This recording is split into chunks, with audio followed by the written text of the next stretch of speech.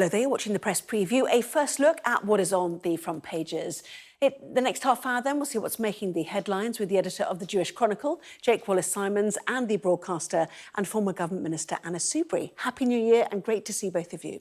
Front pages though, let's crack on with those, shall we? And the Eye, first of all, Tory voters blaming the government for the NHS crisis. Poll shows, that's the front of the Eye, which says 73% of Conservatives think the party has mismanaged the health service over the last 10 years. Meanwhile, the Mirror quotes the head of the Royal College of Emergency Medicine's warning that there could be 500 patient deaths a week this winter as the care crisis deepens. That warning also making the front page of the Daily Express. The Times too makes it the main front page story. A&E delays killing up to 500 patients every week.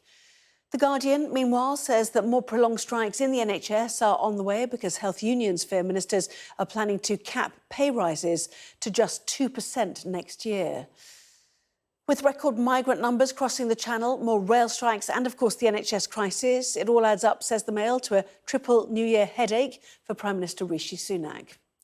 The Telegraph reports that Mr Sunak has shelved plans for an overhaul of the childcare system aimed at saving parents money and helping them get back to work. The plan originally came from his predecessor, Liz Truss.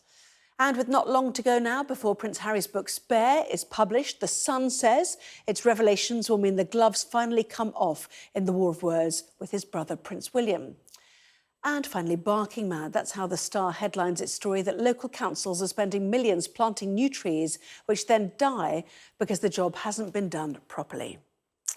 Don't forget, scan that QR code and you can see the front pages of tomorrow's newspapers while you listen to our guests. So let's head then to Jake and to Anna. And welcome to the new year, Rishi Sunak. Anna, what a set of headlines for the Prime Minister. Yeah, this is really concerning. If they don't get, as they should, the appalling crisis in our NHS, then that front page of the Eye should really hit home, because it says 73% of Conservative voters, which is different to members, Conservative voters blame the government for mismanaging the NHS in the last 10 years.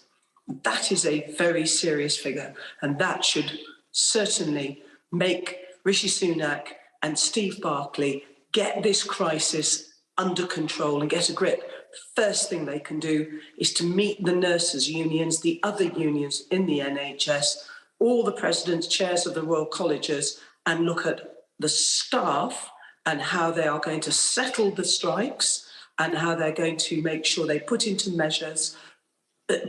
enforced measures to retain and then recruit people to the front line, because frontline workers are exhausted and they are utterly demoralised, and that must be the priority.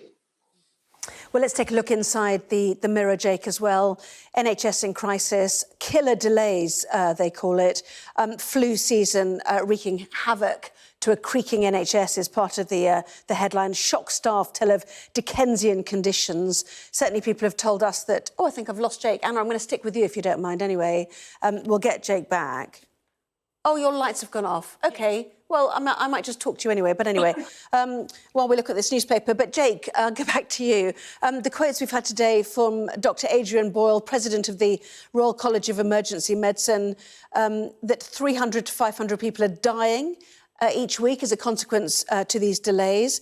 And also we spoke to Dr. Tim Cooksley. Wait, you look very interesting, I have to say. President of the Society for Acute Medicine said this is worse than the peak of the NHS. We'll cover a newspaper over you because you're in black. Anyway, carry on, Jake.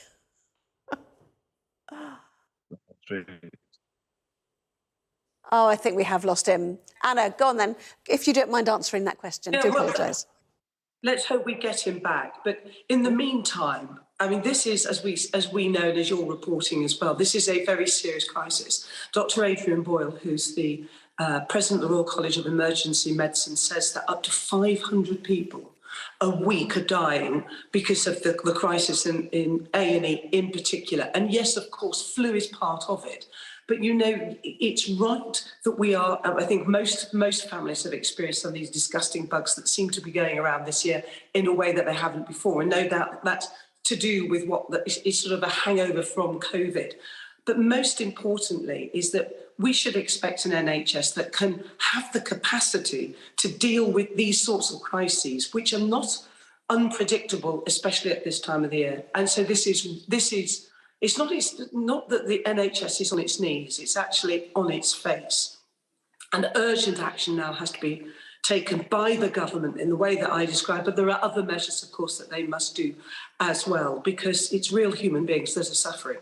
And it is the worst. That's what I'm getting from family and friends who work in the NHS. This is the worst crisis that it has ever experienced.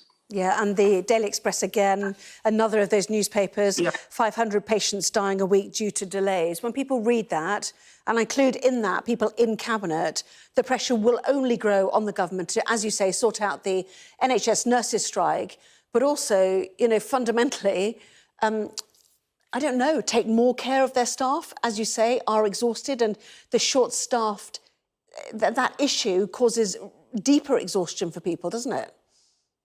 It does, and morale is absolutely as bad as you might imagine. And these are extraordinary people who work incredibly hard, that always go the extra mile, and they're getting to absolute breaking point. So if we can do the right thing by those frontline workers, that will go a long way to helping to fix this immediate crisis, because at the moment it is so bad that people are just saying, I can't cope with this anymore. I'm going to leave. So we've got a real problem with retention, and we know we've got a problem with recruitment as well. One of the things that I think we need to do is look at those EU lines, so we get people back into our NHS who were here because of our membership of the European Union, many of whom have gone home. Sorry, have we got Jake back yet? No, do you know what? There's a power cut on his street, which builds into that New Year, it's all falling apart feeling that everyone seems to have at the minute. But we're hoping, well, I don't know, when are we going to fix that? I mean, we're not fixing that. Oh, it's not our problem. He can't even turn the computer back on and off again. Anyway, so at the moment, you're a one-woman show. But I'm going to get to the Guardian. This may not be good for many of your viewers.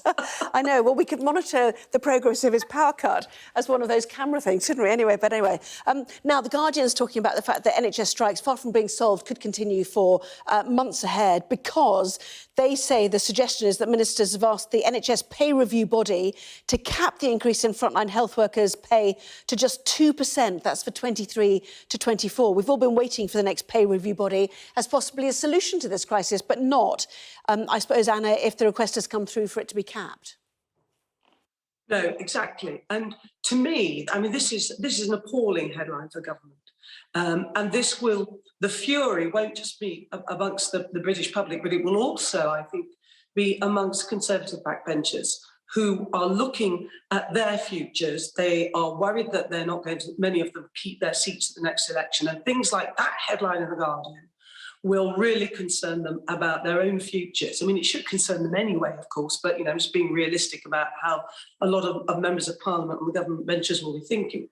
But the really concerning thing is that it doesn't seem like anybody in government has any idea about how you negotiate with unions. They just don't seem to have that experience. And for Steve Barclay, who I'm not saying is incompetent by any means, he is competent, but he just seems utterly clueless to have meetings with leaders of the Nurses Royal College and other unions, but refuse to talk about pay when they're taking strike action for the very first time, really is grossly irresponsible on his behalf.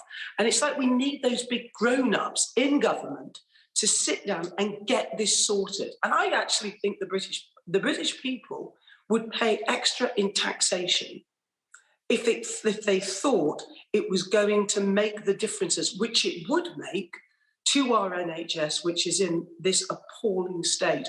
And as I say, that begins where with does it looking stop? I after. mean, part of the thing that Liz Truss pointed out is that we are a very heavily taxed nation right now, and where do you stop? Because the drain, effectively, of the NHS continues each year because, effectively, we're living longer. But I just want to bring in the Daily Mail as well, which brings in all the other issues on the table for Rishi Sunak, some of which he discussed in the Sunday Express, you know, an article he wrote today, but included in the 500 dying a week due to NHS delays, the 45,000 Channel migrants now confirmed the figure out today, and the unions preparing for this double walkout week of rail chaos. I know a number of people already thinking of working from home. We're straight back into strike action, aren't we, Anna?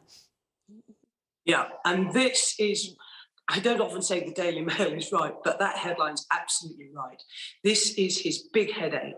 He's got three big issues there, and if he stands any chance at all, he's going to have to grip those three issues, two of which come back to this point which I was saying about getting somebody there with the experience of how you negotiate with unions, because people are going to get really fed up, whether it's the rail, whether it's what's happening in the NHS, and they will, as we've seen in that I report, blame government. So it's absolutely beholden on government to get people together, if necessary, bang heads together with the NHS and make the extra money available. But it is up to them to do that. As for the boats crisis, I personally don't think that sending people off to Rwanda is the solution. I think it's deeply ironic that we left the European Union to take control over our borders. Actually, we have less control over our borders. But in human terms, 45,000 people taking that terrible, perilous journey. And it's something, again, the government has got to grip. And the concern is it doesn't seem to be able to do that. Well, we will come back after a break, see if Jake's back. My last pack, oh, is he there? My last pack was 10 hours, just so you all know. Anyway, lots more still to come, including barking mad. Thousands of new trees are dying because of bad council planting. That story and plenty more in just a moment.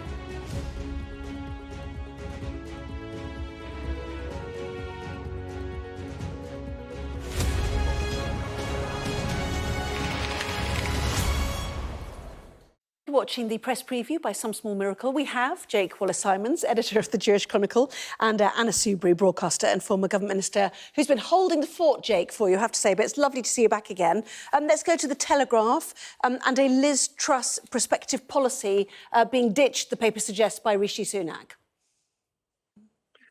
That's right. So Liz Truss's proposal was to radically overhaul the childcare provision in England, in Britain. And it had two parts to it. One was to increase the level of free provision by 20 hours a week, and the other was to lift the cap on the ratio of children to childcare provider, meaning that more children could basically be looked after by a smaller number of carers. And these two measures would have made a very big difference to voters, particularly in Liberal Democrat, in seats where the Tories are competing against the Liberal Democrats, with lots of, mothers who are seeking to work and parents that are seeking to work and so forth. Make a big difference to them in terms of their household budget at this time, obviously of primary concern to everybody, but also would have helped the Tories overall to appeal to those voters and put them in a better position with the next election coming up. And Rishi Sunak has shelved those measures entirely, it seems, and has yet to put forward his own alternative proposals. Now, it would seem quite obvious why he would want to abandon the idea of 20 further hours of free childcare a week to parents. I mean, that seemed to be part of this great unfunded bonanza of giveaways that Liz Truss put in place immediately and that then came a cropper shortly afterwards. But it's difficult to see why Rishi Sunak is also rescinding her pledge to drop the childcare ratio, because that would have been a great way of easing the system, making more childcare provision available to people more cheaply without costing the Treasury money. OK, Anna, I'm going to move on. I know you're itching to talk about that, but just got 1 minute left. We'll go to the Daily Star, which is barking mad, that actually it looks like a large number of councils have started planting trees in a rush job, being given £11 million of taxpayers' cash, and they die because they simply don't have the resources to look after these fledgling trees. Yes, this is really rather concerning. I mean, you always have to be careful with the Daily Star as to whether that wonderful headline actually, when you read the substance, is made out. But Yeah, you can imagine this, can't you? That they've planted all these trees, but they haven't, as they say, they haven't got the resources they need to make sure that they actually survive. I don't know whether the extreme heat that we had this summer played any part in it, but it is concerning because we need to keep on planting trees. Yes, I'm sure it did, in fact. Anna, Jake, lovely to see you both. Thank you both very much indeed.